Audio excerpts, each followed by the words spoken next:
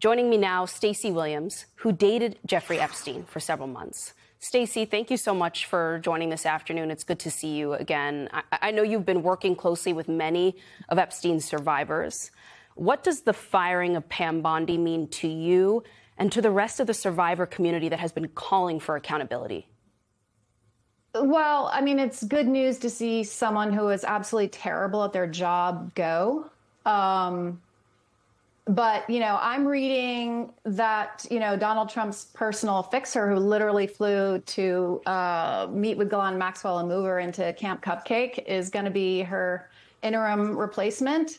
And that's terrifying. I don't have any faith that he cares about transparency. What I'm seeing all over again, and I've been hammering this since I came forward in, 2024, is that the survivors do not matter in the equation. The cover-up is what matters most. And I have no faith that the cover-up won't continue. That personal fixer who you're referencing is Todd Blanche, of course, who's now acting attorney general. And he flew, met with Ghislaine, and then she suddenly got the opportunity to go to a much lower security prison camp. To you, what has, not just that moment, but the entire process that's unfolded over the course of the last year, what has it told you about this government, this administration's relationship to the survivors who, the public had been told for so long, any minute now, revelations were coming, names were going to be revealed, potential new investigations would come. At the beginning of all of this, we were led to believe that these were people who were going to lead the way on this battle and turn the page on this. And now we are here, where it's Todd Blanche who's going to be in this position. What does that symbolize to you about what's happened over the course of the last year? It symbolizes no concern for sex abuse survivors. It symbolizes protecting pedophile networks. It certainly doesn't symbolize truth, justice, or transparency. And think about how ironic that is. We're talking about the Department of Justice.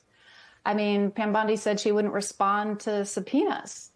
So the rest of us have to respond to subpoenas, or we can be arrested, but Pam Bondi can keep cleaning up the messes of these men who are hiding out and enjoying the fact that their names are blacked out on all of these emails, while survivors have had their home addresses, their driver licenses exposed. They don't take any of us seriously. And, to your point, Donald Trump ran.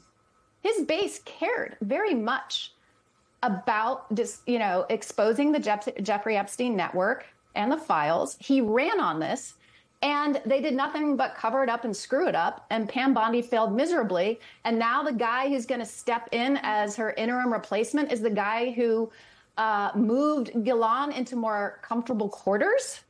This is laughable.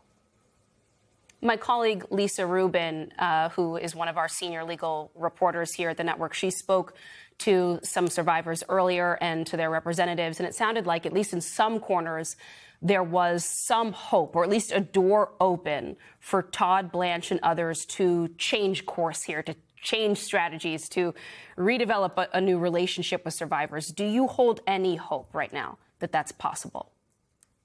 I have a lot of hope and faith in this community of survivors. I think you saw the Model Alliance reached out to Rep. Khanna, and there are a bunch of models like myself who are sort of moved into this pipeline, into Jeffrey Epstein's world via modeling agencies. And Rep. Khanna, to his credit, is talking about widening criminal investigations on all of this. But, there are people like Khanna and Massey and others who are doing their job, but they're up against the DOJ and this administration. And this administration has made it unequivocally clear that they do not want the truth to come out, that they do not want the remaining files to be transparent. And I just want to add, overseas in Europe, I'm talking to media all day long. They are reopening investigations in France. They've look at Norway. The former prime minister is in the files, tried to take his life. People are being arrested in England, arrested in Norway, arrested in France. They're reopening investigations. And here, what's happening? Todd Blanche is going to step in as like the beacon of truth and transparency. On top of it, I'd like to add that, personally, I'm talking to media. I've cared about this. I've been doing this for over a year. I don't like being out in front, but I'm doing it because I care so much about this issue and transparency and these survivors. Mark Zuckerberg and Meta actually took down my only social media account where I was communicating about this, where journalists were following me, where activists were following, where their survivors were following me, where we were communicating. I was letting producers of TV shows like this could see that, I just did this, project in Norway. My account was suspended with no warning and no violation. So, there's an aspect of media, being complicit. And I think a lot of the muting of the coverage of this story here. And it's really concerning. So this stresses us all out. We're not getting transparency out of the DOJ. And then mainstream media coverage of this, not you guys, you're awesome. And Aaron Burnett and Joanna Coles from the Daily Beast, you guys have been awesome. You're staying on it. But we are deeply frustrated. The difference between coverage and who's being held accountable here in the United States compared to Europe is staggering. It is incredibly staggering. I can tell you here that people at MS Now are deeply committed to this story, to the survivors. I know you guys are. Your voices at the front of this, and we know that so it's not thankful. Easy for you to come forward and talk. It puts a target on your back. We know that it takes bravery to do it, and it's probably exhausting to come on air day in, day out, week after week to tell these stories, to go back over some of the hardest memories from your life. We don't take it lightly. Thank you so much. And just, to that point, it's horrible. I can't wait till it's over. I want to disappear again. That said, if people weren't covering it, and there isn't enough coverage, especially when it comes to traditional legacy media, it's way too muted.